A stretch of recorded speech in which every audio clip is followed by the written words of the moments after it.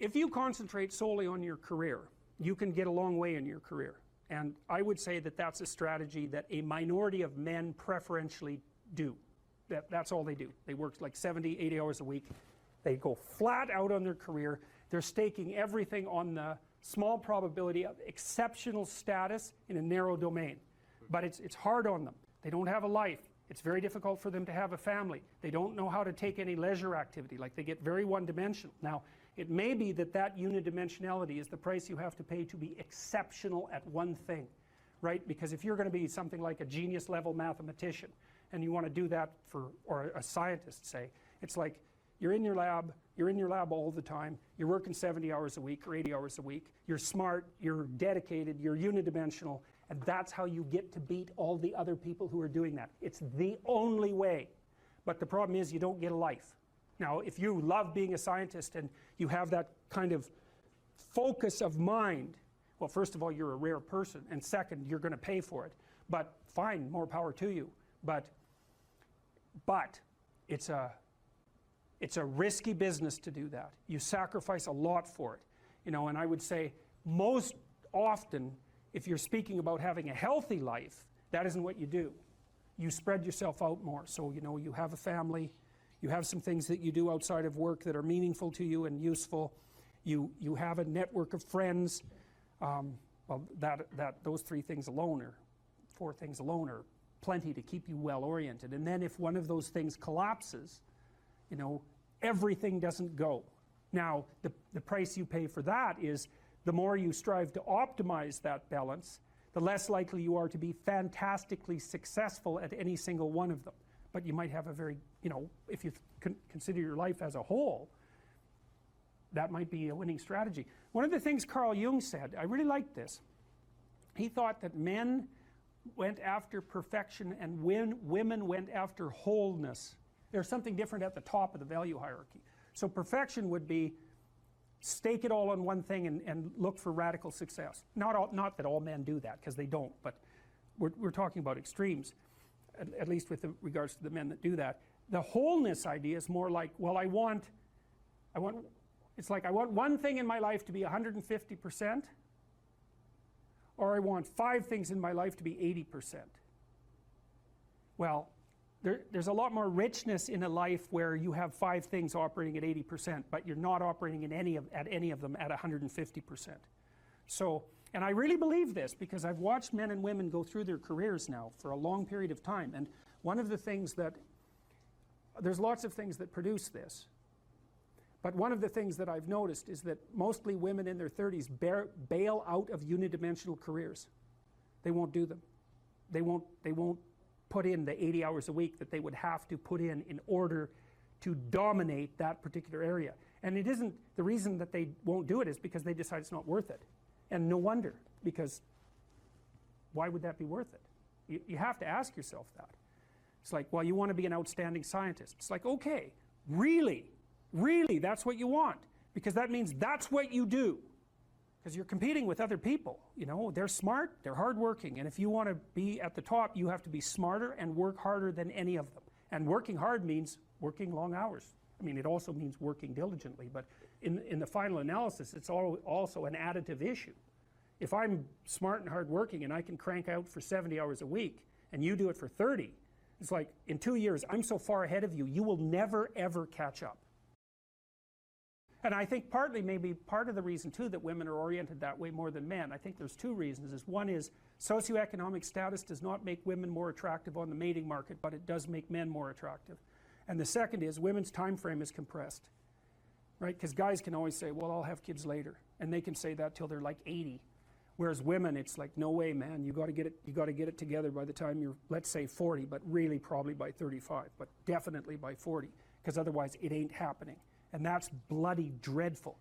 One of the common routes to extreme unhappiness is to want children and not have them. I wouldn't recommend that. You know, you see couples who are in their 30s. 1 couple in 3 over the age of 30 has fertility problems. That's defined as inability to conceive after 1 year of trying. 1 in 3. So it's worth thinking about, because people are very, very unhappy if they want to have kids and then they can't. Man, you're in the medical mill for 10 years if that's what happens to you. we've got a hypothesis that we're still working out that's supported to some degree by the relevant literature. So imagine that you're looking for a stable partner, right? So you might think, well, what do you want in a stable partner?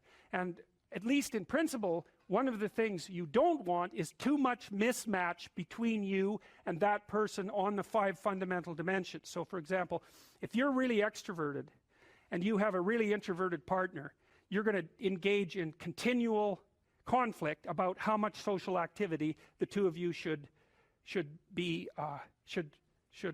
subject yourself to. And it's very, very difficult for people who widely differ on those dimensions to come to consensus, because it's not just a matter of opinion, right? It's really a matter of different, if you're looking at extremes, of really different types of people. And the thing about introverts is they just don't enjoy large-scale social interaction that much. One-on-one they're often fine, but in a group they don't like that, and it tires them out. Whereas a real extrovert, it's like you isolate them and they just wither on the vine, because a huge part of what actually motivates them in a positive way is tangled up with social interaction. And so if you're an agreeable person and you have a particularly disagreeable partner, you're also going to run into problems, because the agreeable person will say whatever you want whenever, and the disagreeable person will say, well, I'd like to know what the hell you want for a change, and be much more harsh and much more demanding in the situation. And the agreeable person is going to find the disagreeable person harsh and unpleasant, and the disagreeable person is going to find the agreeable person wishy-washy and unable to stand up for themselves. And again, that's actually one of the primary sources of tension between men and women, because women tend to be higher in agreeableness than men. It's about half a standard deviation, which is quite a large difference by psychological standards. And so what that means, I probably haven't got the statistic quite right. If you have a group of men and women and you pick out random pairs, the woman is going to be more agreeable than the man 60% of the time. So that's not an overwhelming proportion, but it's reliable, and it's quite large by psychological standards. So there's the problem with agreeableness. With conscientiousness, well, if you're conscientious, you're industrious and orderly. And orderly people seem to be sensitive to disgust, which is something we'll talk about in detail later. We've had a hard time specifying exactly what makes industrious people industrious, because it's hard to come up with an animal model for that sort of thing, and there's no theoretical model. But our latest idea is that, it's not my idea, it's actually the idea of my graduate student, Christine Brophy, is that industrious people find it unpleasant and unsettling to not be doing something. Well, I don't know what to do. It's like, that's okay. Nobody does. Go do something. Do the best thing that you can think of. Put the best plan you have into practice. It's not going to be perfect, and it will change along the way. But it will change partly because you become disciplined pursuing the path. And as you become disciplined, you become wiser. And as you become wiser, you become able to formulate better and better plans. In order to have any positive meaning in your life, you have to have identified a goal, and you have to be working towards it. And there is a technical reason for that. And the technical reason, as far as I can tell, is that the circuitry that produces the kind of positive emotion that people really like is only activated when you notice that when you're proceeding towards a goal that you value. And so that means that if you don't have a goal that you value, you can't have any positive emotion. So technically that's the incentive reward system, and the underlying circuitry is dopaminergic. And when that circuitry is activated, then it's part of the exploratory circuit. It gives you the sense of being actively engaged in something worthwhile. You tend to think of positive emotion as something produced by reward, but there's two kinds of positive emotion. One is the reward that's associated with satiation, and that's consummatory reward, and that's the reward you get when you're hungry and you eat. But the thing about eating when you're hungry is that it destroys the framework within which you were operating, right? It's time to eat. Well, you eat, and then that framework's no longer relevant. So the consummatory reward eliminates the value framework. And then you're stuck with, well, what are you going to do next?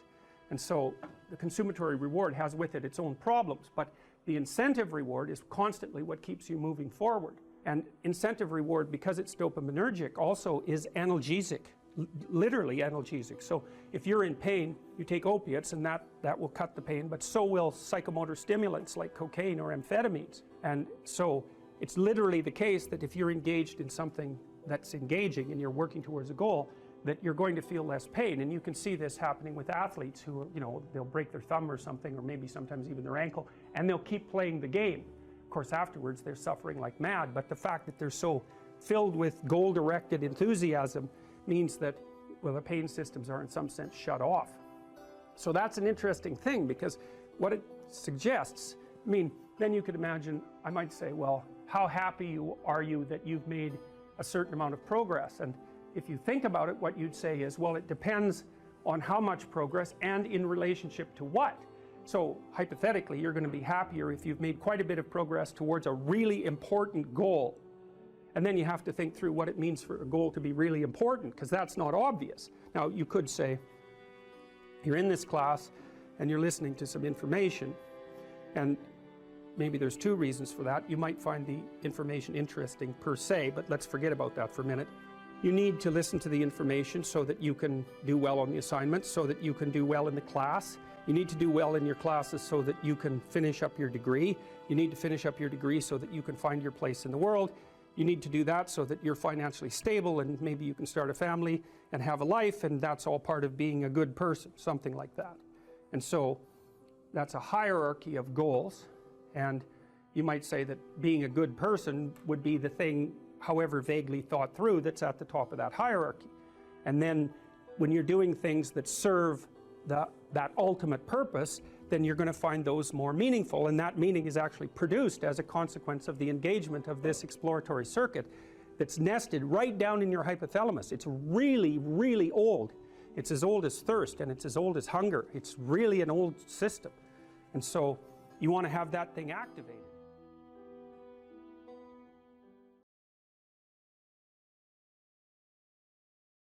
When I talk to people about doing the future authoring program, they often put it off, and it's not surprising because it's hard. But it's more than that. They think, well, I don't know how to write. I'm going to do a bad job. I don't really like assignments. I'm going to have to do it perfectly. I need to wait till I have enough time. And like one of those is enough to stop you cold, and all 5 of them, you're just done. And so I tell people, do it haphazardly, a tiny bit at a time, and badly, because you can do that. I tell my students when they're doing their theses, master's thesis, write a really bad first draft. And then we have a little conversation about that, because they don't think I mean that. Because it sounds like a cliche in some sense. It's not a cliche. It's not a cliche at all. It means you're a terrible writer, but if someone put a gun to your head and said, you have to have your 100-page thesis done by next Monday, or I'll shoot you, but I don't care how terrible it is, you would sit down and write it. And the thing is, then you have it, right? Then you have something, and then you can fix it. You can iterate and fix it. That bad first draft, that's the most valuable thing, and so that's what you need. You need a bad first draft of yourself. And there's an idea that Jung developed about the trickster and the jester, the comedian, right? That the trickster is the precursor to the savior. That's one of the things I learned from Jung that was just, it's so unlikely. You'd never think that. It's so amazing that that might be the case. But the satirical and the ironic and the troublemaker, the comedian, the fool is the precursor to the savior. Why? Because you're a fool when you start something new. And so if you're not willing to be a fool, then you'll never start anything new. And if you never start anything new, then you won't develop. And so the willingness to be a fool is the precursor to transformation. And that's the same as humility. And so if you're going to write your destiny, you can do a bad first job. You're going to get smarter as you move forward. That's the thing, is that, so something beckons to you. That's what happens here. Maybe the star that Geppetto wished on was the wrong damn star, but at least it was a star, right? At least it was in the sky. At least it moved him forward. And so you say in your life, well, something grips you and fills you with interest. And you think, well, should I do that? And the answer is, if not that, then something. What if it's a mistake? It's a mistake. Rest assured. What do you know? You're going to stumble around, right? And what's going to happen is this. You're going to not stay in stasis. You're not going to wander around in circles. And I see people like that. They said, well, I never knew what to do, and now I'm 40. It's like, that's not so good. That's not so good.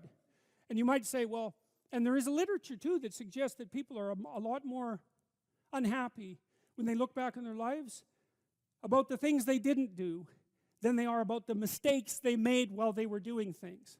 And so that's really worth thinking about too, because there's redemptive mistakes. And a redemptive mistake would be a mistake that you make when you go out and try to do something. You know, you think, okay, I'm going to try to do this. When you're not good at it, you make a bunch of mistakes. It's like, well, what's the consequence? If you pay attention, is you're not quite so stupid anymore. That's the thing, is you've been informed by the results of your errors. And so what happens is you follow the beacon, you follow the light. And you're blind, so you don't know where the light is. It's dimly apprehended only, and you're afraid to follow it. But you decide to take some stumbling steps towards it. And as you take stumbling steps towards it, you become illuminated and enlightened and informed because of the nature of your experience, because you're pushing yourself beyond where you are, and you're going into the country that you have not yet been in, and you learn something. And so what happens then is the star moves. You move 10 feet towards it, and you think, no, that's not right. I didn't get it right. It isn't there. It's actually there. And so then you see it somewhere else, and you shift yourself slightly, and you move forward. And that's what happens, is that you continue as you change. The thing that guides you forward moves, right? It's like God in the desert in Egypt, the pillar of light that you're following. It's moving. It's not a permanent thing. You move towards it, it moves away, it guides you forward. And so you say, well, is what I'm aiming at paradise itself? And the answer to that is no, because what do you know? You couldn't see paradise if it was right in front of you, but you might get a glimmer of it.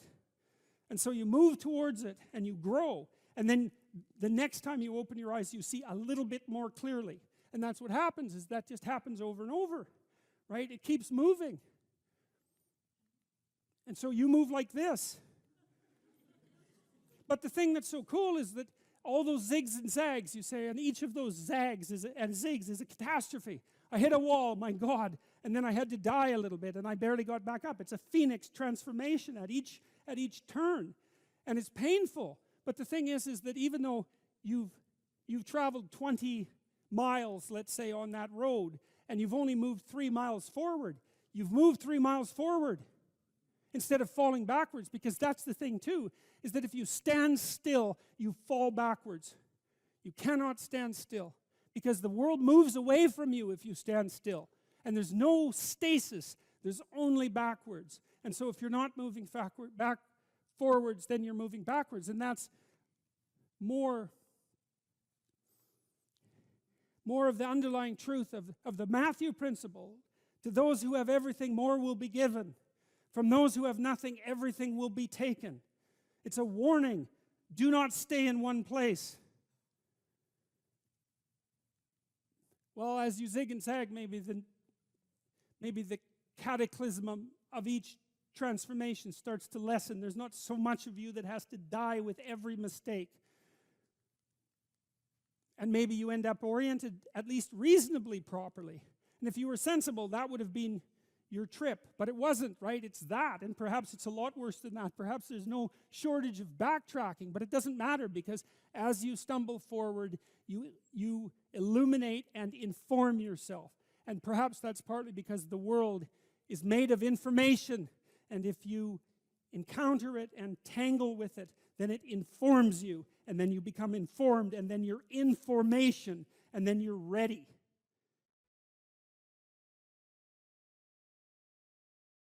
So imagine you're dealing with someone who's hoarding. Now, people who are hoarding are often older or neurologically damaged, or they have obsessive compulsive disorder. But then you walk into their house and there's like 10,000 things in their house. There's maybe 100 boxes, and you open up a box, and in the box there's some pens and some old passports and some checks and their collection of silver dollars and some hypodermic needles and some dust and, you know, a dead mouse, and there's boxes and boxes and boxes like that in the house. It's absolute chaos in there. Absolute chaos, not order. Chaos. And then you think, is that their house, or is that their being? Is that their mind? And the answer is, there's no difference. There's no difference. So, you know, I could say, well, if you want to organize your psyche, you could start by organizing your room. If that would be easier, because maybe you're a more concrete person and you need something concrete to do. So you go clean up under your bed and you make your bed and you organize the papers on your desk, and you think, well, just exactly what are you organizing? Are you organizing the objective world, or are you objecting your field, or are you organizing your field of being, like your field of total experience? And Jung believed that, and I think there's a Buddhist doctrine that's sort of nested in there, that at the highest level of psychological integration, there's no difference between you and what you experience. Now you think, well, I can't control everything I experience, but that's no objection, because you can't control yourself anyway. So the mere fact that you can't extend control over everything you experience is no argument against the idea that you should still treat that as an extension of yourself. So you could say, well, let's say you have a long-standing feud with your brother. Well, is that a psychological problem? Is that him? Is it a problem in the objective world, or is it a problem in your field of being? And it's very useful to think that way, because you might ask, what could you do to improve yourself? Well, let's step one step backwards. The first question might be, why should you even bother improving yourself? And I think the answer to that is something like, so you don't suffer any more stupidly than you have to. And maybe so others don't have to either. It's something like that. You know, like there's a real injunction at the bottom of it. It's not some casual self-help doctrine. It's that if you don't organize yourself properly, you'll pay for it, and in a big way, and so will the people around you. Now, and you could say, well, I don't care about that, but that's actually not true. You actually do care about that, because if you're in pain, you will care about it. And so you do care about it, even if it's just that negative way, you know. It's very rare that you can find someone who's in excruciating pain who would ever say, well, it would be no better if I was out of this. It's sort of, pain is one of those things that brings the idea that it would be better if it didn't exist along with it. It's incontrovertible. So you get your act together so that there isn't any more stupid pain around you than necessary. Well, so then the question might be, well, how would you go about getting your act together? And the answer to that, and this is a phenomenological idea too, it's something like, look around for something that bothers you and see if you can fix it. So now you think, well, let's say you go into a, you can do this in a room. It's quite fun to do it just when you're sitting in a room, like a room, maybe your bedroom. You can sit there and just sort of meditate on it and think, okay, if I wanted to spend 10 minutes making this room better, what would I have to do? And you have to ask yourself that, right? It's not a command, it's like a genuine question. And things will pop out in the room that you know, like there's a stack of papers over there that's kind of bugging you, and you know that maybe little order there would be a good thing, and you know, you haven't, there's some rubbish behind your computer monitor that you haven't attended to for like 6 months, and the room would be slightly better if it was a little less dusty and the cables weren't all tangled up the same way. And like, if you allow yourself just to consider the expanse in which you exist at that moment, there'll be all sorts of things that'll pop out in it that you could just fix. And you know, I might say, well, if you were coming to see me for psychotherapy, the easiest thing for us to do first would just be to get you to organize your room. You think, well, is that psychotherapy? And the answer is, well, it depends on how you conceive the limits of your being. And I would say, start where you can start. You know, if something announces itself to you, which is a strange way of thinking about it, as in need of repair, that you could repair, then hey, fix it. You fix 100 things like that, your life will be a lot different. You know, I often tell people too, fix the things you repeat every day, because people tend to think of those as trivial, right? You get up, you brush your teeth, you have your breakfast, you know, you have your routines that you go through every day. Well, those probably constitute 50% of your life. And people think, well, they're mundane, I don't need to pay attention to them. It's like, no, that's exactly wrong. The things you do every day, those are the most important things you do. Hands down. All you have to do is do the arithmetic. You figure it out right away. So 100 adjustments to your broader domain of being, and there's a lot less rubbish, and there's a lot less rubbish around, and a lot fewer traps for you to step into. And so that's in keeping with Jung's idea about erasing once you've got your mind and your emotions together, and once you're acting that out, then you can extend what you're willing to consider yourself and start fixing up the things that are part of your broader extent. Now, sometimes you don't know how to do that, so you might say, imagine you're walking down Bloor Street and there's this guy who's like alcoholic and schizophrenic and has been on the streets for 10 years. He sort of stumbles towards you and, you know, incoherently mutters something. That's a problem. And it would be good if you could fix it, but you haven't got a clue about how to fix that. You just walk around that and go find something that you could fix, because if you muck about in that, not only is it unlikely that you'll help that person, it's very likely that you'll get hurt yourself. So, you know, just because while you're experiencing things announce themselves as in need of repair doesn't mean that it's you right then and there that should repair them. You have to have some humility. You know, you don't walk up to a helicopter that isn't working and just start tinkering away with it. You have to stay within your domain of competence. But most of the time, if people look at their lives, you know, it's a very interesting thing to do. I like the idea of the room, because you can do that at the drop of a hat. You know, you go back to where you live and sit down and think, okay, I'm going to make this place better for half an hour. What should I do? And you have to ask, and things will just pop up like mad. And it's partly because your mind is a very strange thing. As soon as you give it a name, a genuine aim, it'll reconfigure the world in keeping with that aim. That's actually how you see to begin with.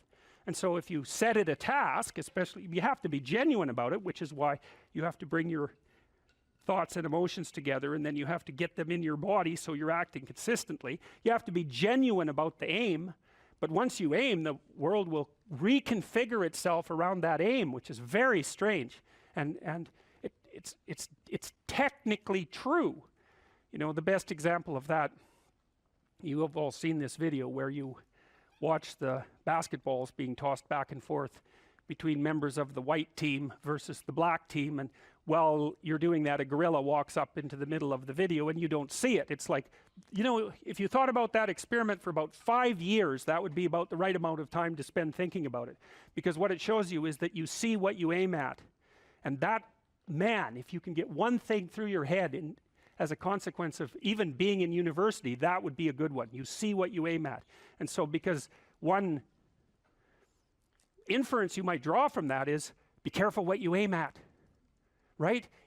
What you aim at determines the way the world manifests itself to you.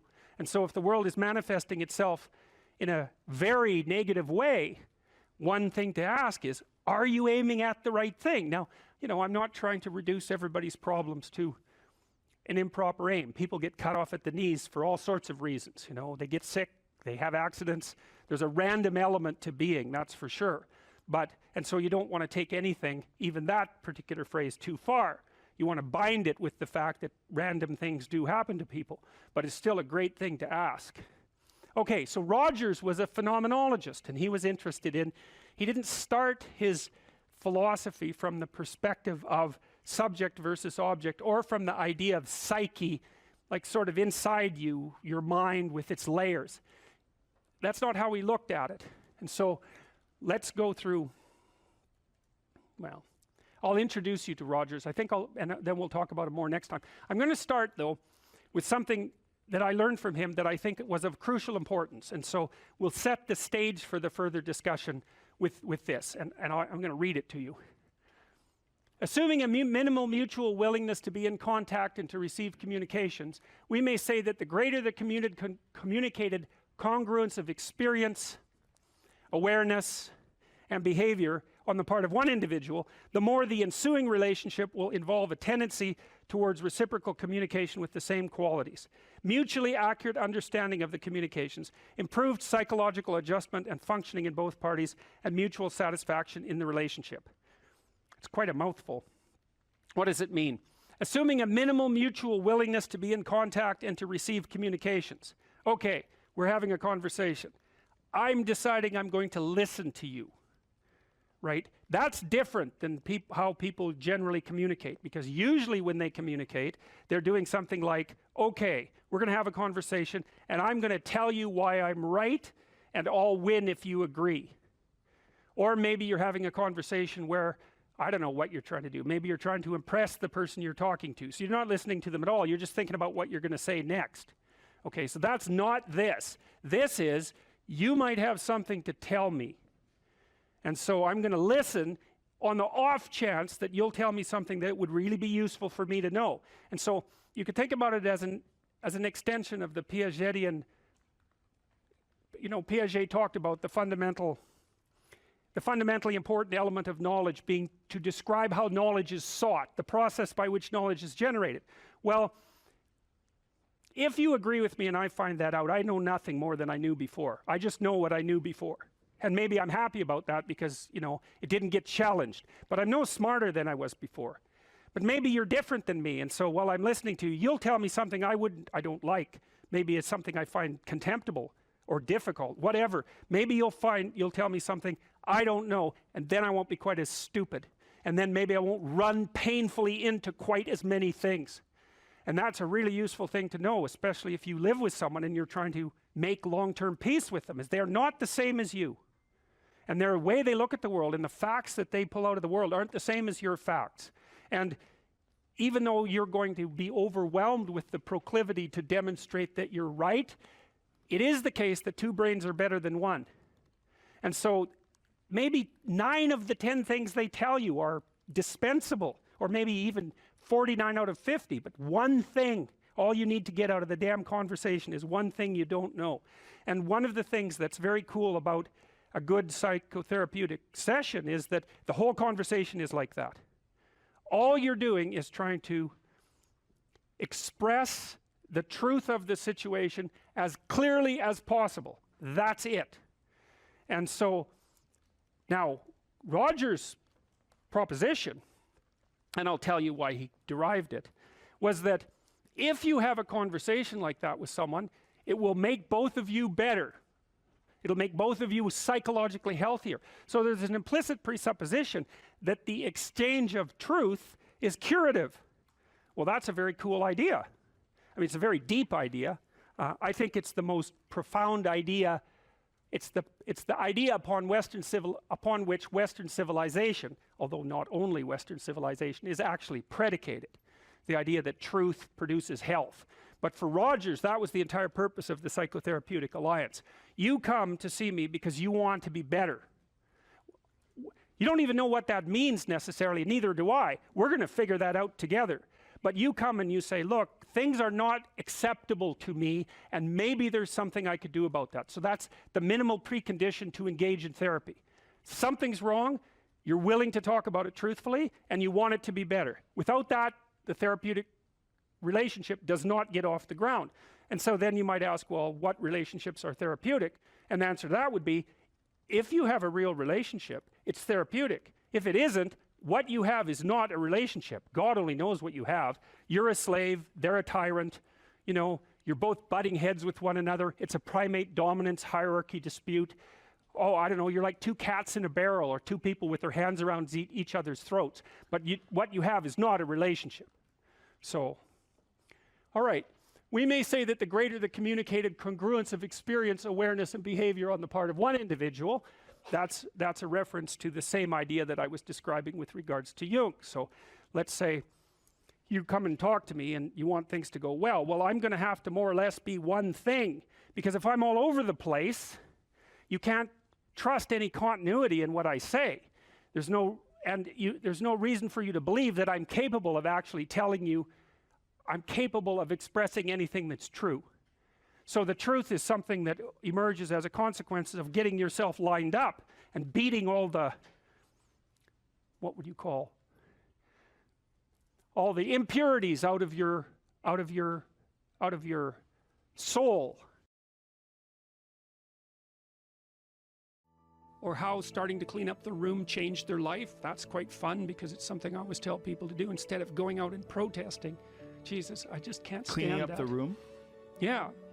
Meaning? Well, my sense is that if you want to change the world, you start from yourself and work outward, because you build your competence that way. It's like, I don't know how you can go out and protest the structure of the entire economic system if you can't keep your room organized. Well, I made a video call, which was called Message to Millennials, where it was called How to Change the World Properly. A bit of on the pretentious side, I suppose, but I was trying to produce something that was a counterposition to this idea that what you should do is go out and fix up other people. You know, that's just not right.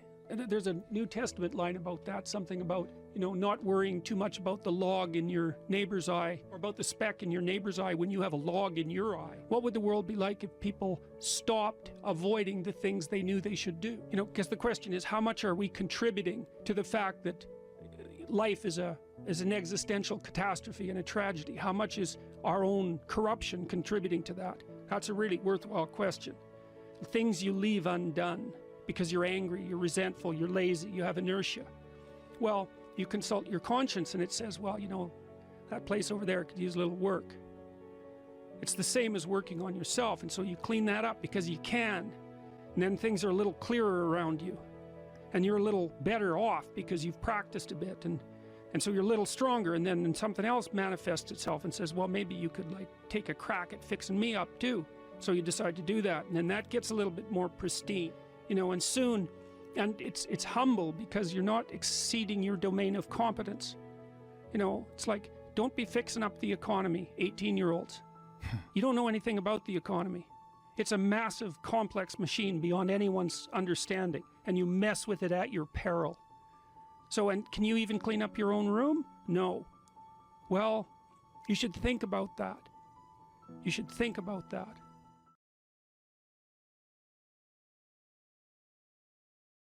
One of the things that you can, I think this heightens the meaning in your life, is to try to do difficult things, right? Aim high.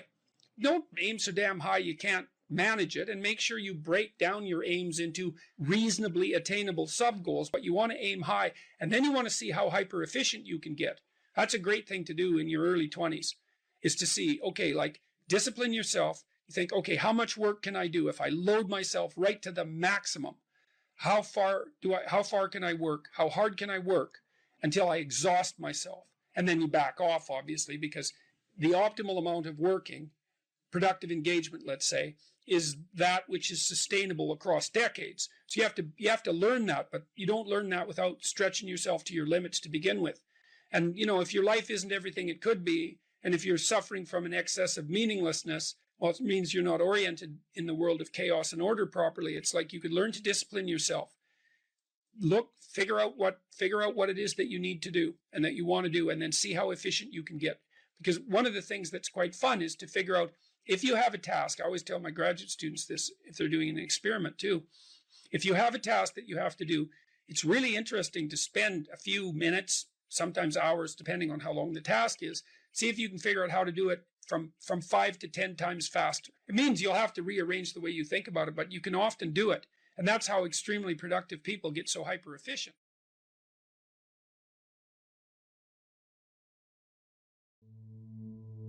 Most creative people fail at producing their creative product and monetizing it, right? So your default position, if you're a creative person, is you're going to fail.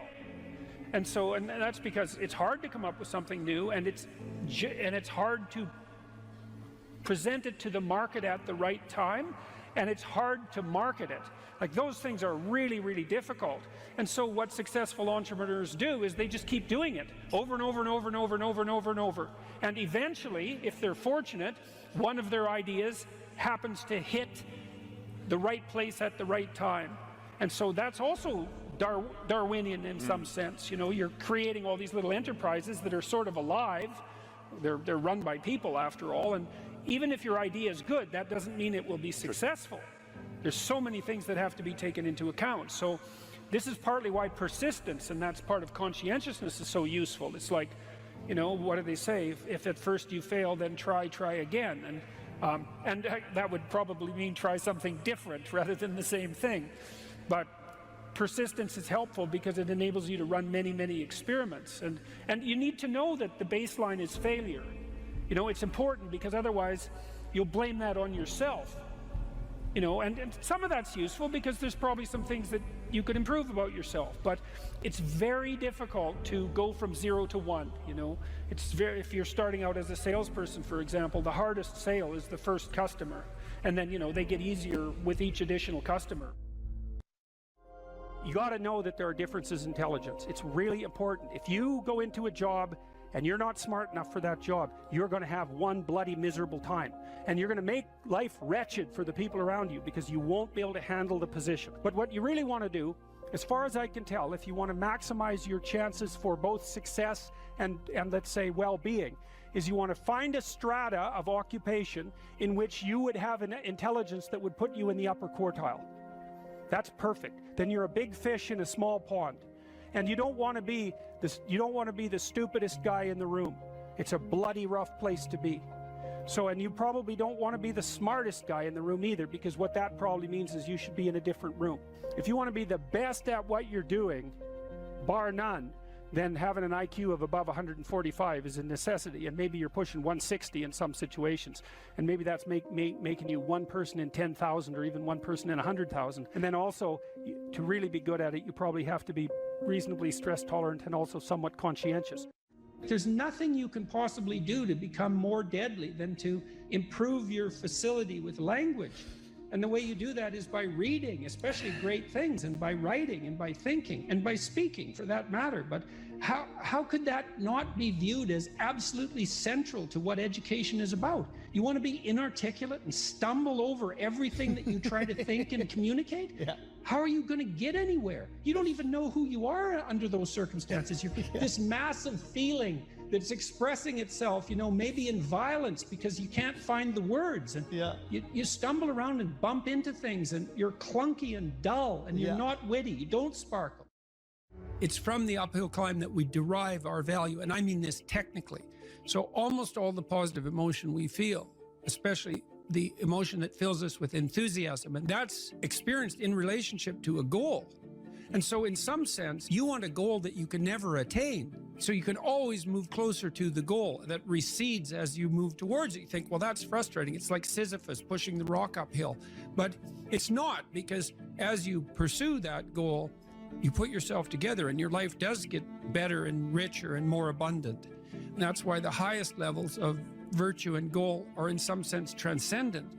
You want them to be above everything you're doing so you can continually move towards something that's more sublime and better.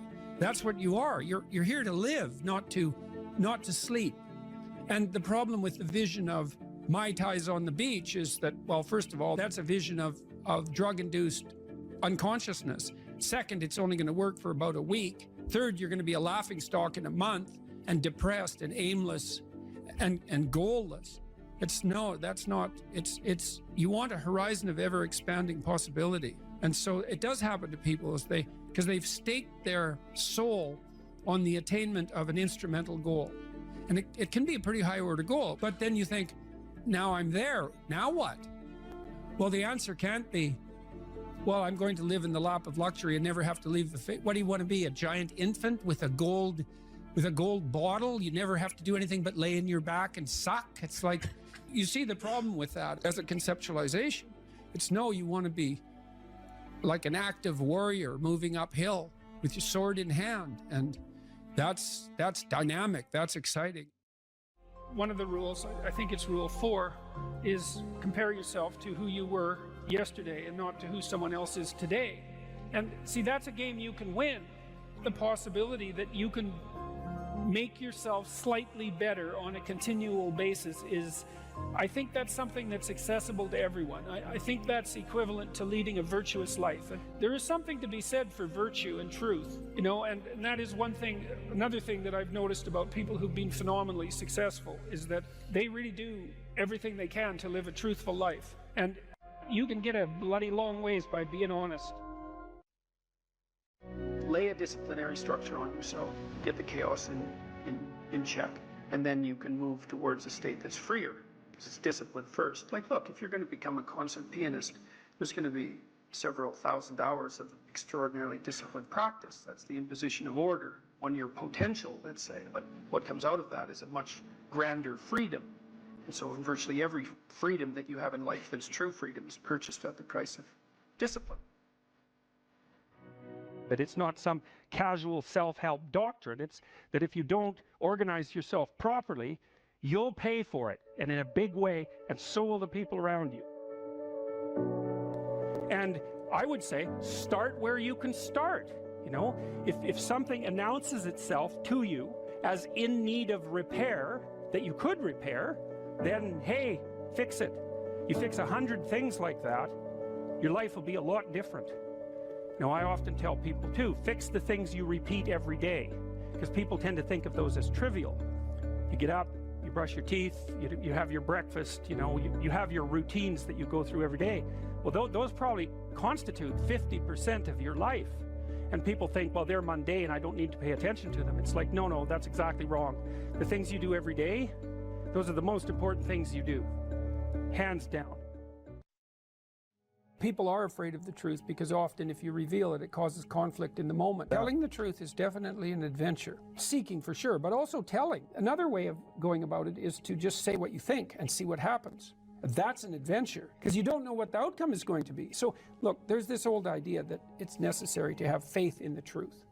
And so here's a way of thinking about that. Someone asks you a question and you might think, well, here's the outcome I want, and so here's how I'm going to answer that question.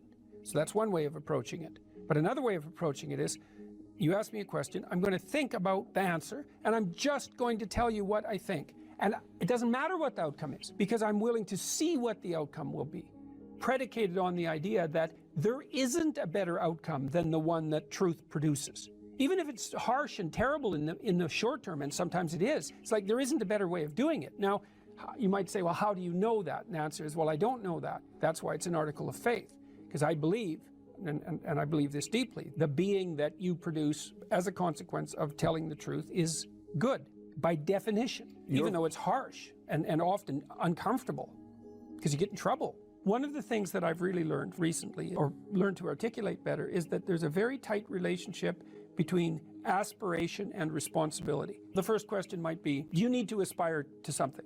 And the answer is, well, yes, because you have to do something. If you just sit there, you'll die. You can't just sit there. You have to go act out in the world. Okay, so act towards what? Well, that's whatever your aspiration is. You have to have an aim. Okay, well, what should the aim be? Well, it should be something worth doing, let's say. Why do something that you don't feel is worth doing? What do you think's worth doing? Well, if you watch other people and you judge when they're doing something worthwhile, you usually judge them positively if you see that they're taking responsibility, at least for themselves. What, do you want to be completely useless so other people have to take care of you? That's pretty pathetic. And maybe you could get your act together so you're taking care of yourself and your family. And maybe you could even do better than that and take care of yourself and your family and your community. Well, good for you. That's responsibility, and that's an aim. Well, here's one of the things that's cool about that, is that your life doesn't have meaning without aspiration or an aim. Okay, so you need a hierarchy of values. There's got to be something at the top. It's got to be something important. If you don't have that, your life doesn't have any meaning. So if you criticize the hierarchy, or even the idea of hierarchy, you destroy the idea of aspiration, and then people have nothing. Well, that's not helpful. People are built for a struggle, and they're built for a weight, and you want to take on a heavy burden voluntarily. See if you can put yourself together. See what you can do out in the world while you're waiting to die. It's an all-in game. It better be worthwhile.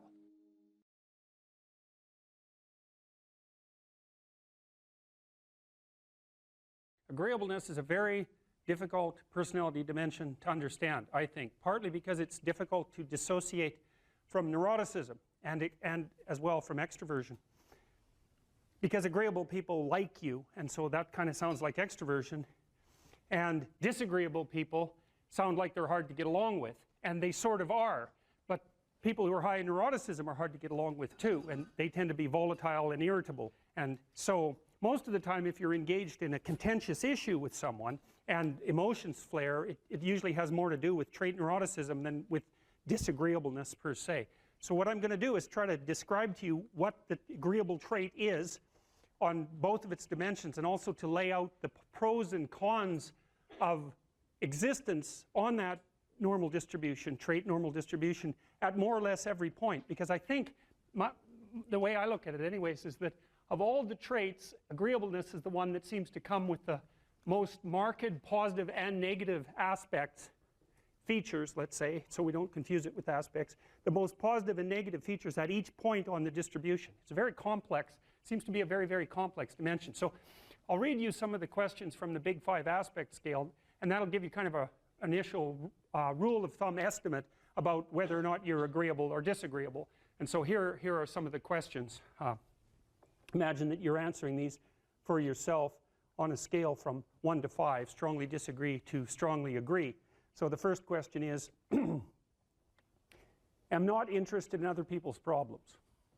So if you are interested in other people's problems, that tilts you towards agreeableness, and I believe agreeableness is divided into compassion and politeness, which also sound like very positive things, right? Because everyone wants to be compassionate and everyone wants to be polite, and so you might say, well, is that a virtue? Are those virtues, with the other end being actually negative, to be not compassionate, not polite? It's certainly worded that way, and that's actually a mistake, because we know that these traits are normally distributed, roughly speaking, right? And that means that there has to be positive and negative features at every single position on the distribution. And so to make the presupposition, for example, that being extroverted is being better than being introverted, or that being emotionally stable is necessarily better than being neurotic, is to make a confusion of moral obligation with trait position. You have to assume that there's advantages and disadvantages all the way along, or the distribution wouldn't have set itself up that way, especially because these seem to be biologically instantiated traits. So anyways, if you're interested in other people's problems, they like to unburden themselves to you, you care about it. That's a mark of compassion. If you're more or less indifferent to other people's stupid problems and you wish they just get on with it, then you're less compassionate, you're harsher and more, well, at the extreme, more callous. Let's see. Respect authority. That's politeness. That's part of agreeableness. Rarely, let's see.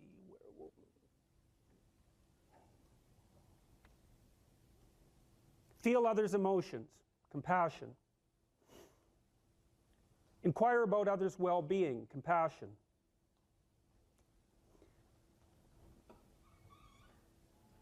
Can't be bothered with others' needs. Take advantage of others. That's disagreeable, obviously. Sympathize with others' feelings. Avoid imposing my will on others. Wait for others to lead the way. Okay, I think all of those were associated with trait agreeableness or disagreeableness. So let's think about this for a minute. So I'm going to tell you how I conceptualize agreeableness. The first thing you want to know is that women are more agreeable than men, about half a standard deviation. And that's approximately enough so that if you took a random male and a random female out of the population and you tried to guess who was more agreeable and you guessed the female, you'd be right about 60% of the time. So, but what's interesting about that, and this is something also to keep in mind, is about normal distributions, you know. So imagine you have a normal distribution so that most people are in the middle, and then you have another normal distribution, male and female, and mostly they overlap. But you see out here and out here, they don't overlap at all. And so even though on average men and women aren't that much different in terms of their levels of agreeableness by the group, if you go out and you look at the extremes, they're very different. So all of the most agreeable people are women, and all of the most disagreeable people are men. And the thing is, the extremes are often what matter rather than what's in the middle. And so one of the ways that's reflected in society, by the way, is there's way more men in prison. And the best personality predictor of being imprisoned is to be low in agreeableness. It makes you callous. Now you might think, well, what's the opposite of compassion and politeness? And the answer to that is, I think it's best sort of conceptualized as a trading game. So let's say that we're going to play repeated trading games. And if you're very agreeable, then you're going to bargain harder on my behalf than you're going to bargain on your own behalf.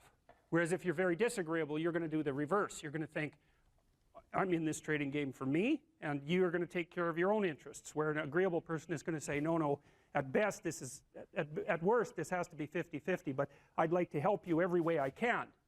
Okay, now so you kind of understand that. Now the advantage to being agreeable then is that you're good in teams and you're very much likely to give other people credit. The downside of being agreeable is that you're not very good at putting forward your own interests.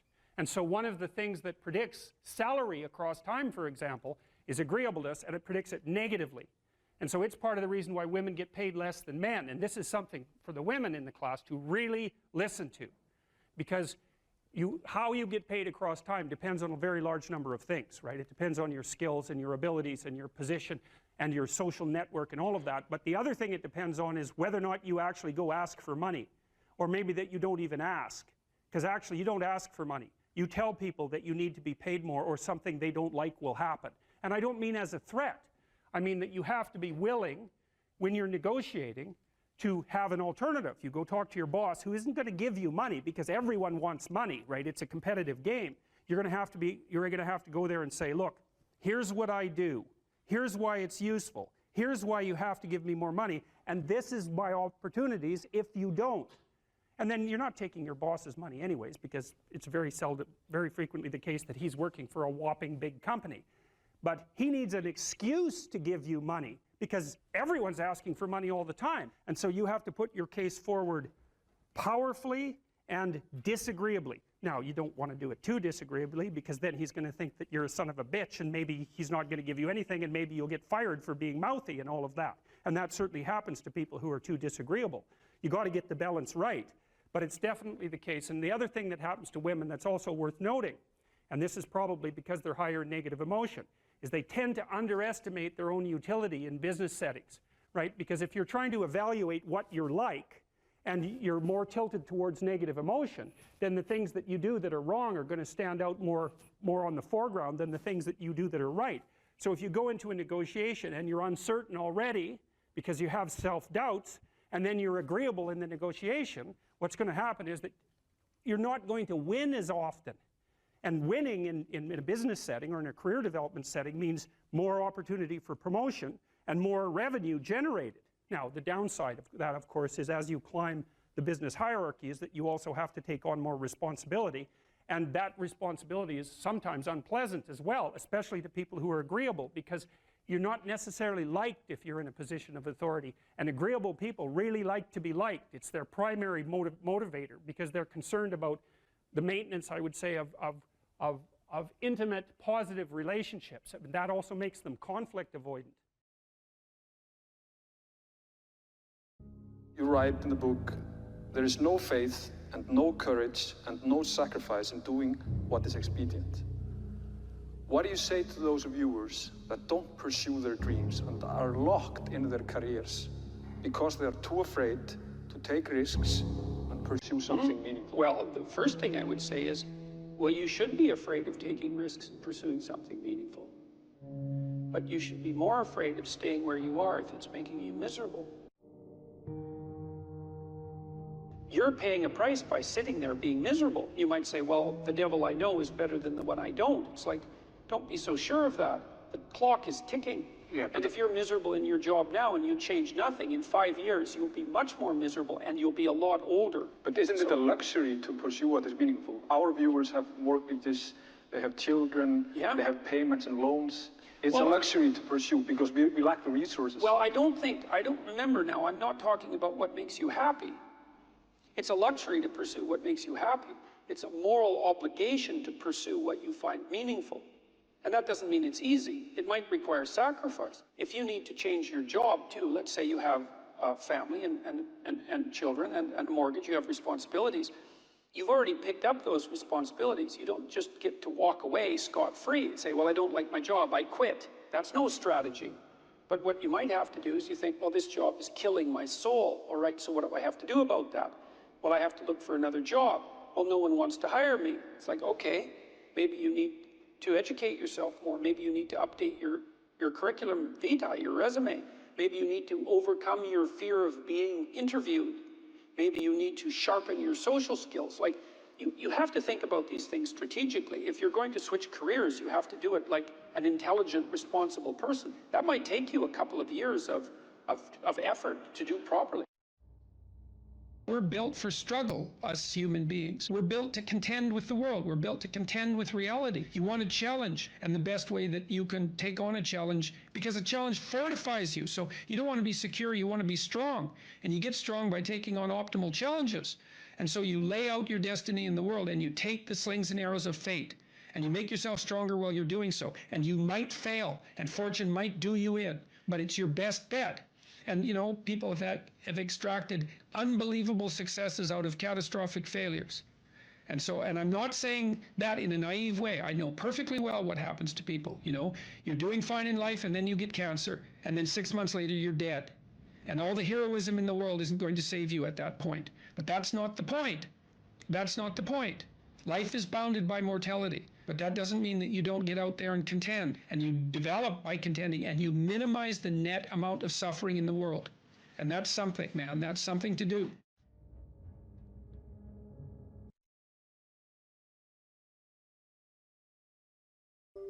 So that's an interesting thing. Well, so let's say you go over your past with a fine-tooth comb and you decide you're going to take responsibility for everything that you did that was wrong and everything that you failed to do that you could have done that was right.